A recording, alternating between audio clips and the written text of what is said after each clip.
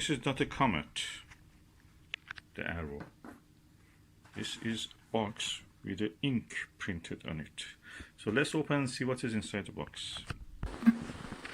Let's see what is here. Oh, what is it? Polystyrene. What can be this hiding? Oh, wow. Something which is a finderscope. Okay, I've decided to have a finderscope on one of these right-angle view correct image finderscope for every telescope. These are the best for viewing. Those look-through ones, they're horrible. It just gives you pain in the neck. This is a Skywatcher one, of course.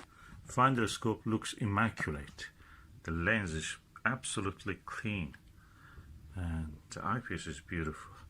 So every telescope will have its own finder. That's the best way. If you move the finder, you will practically, damage the adjustment that you have made.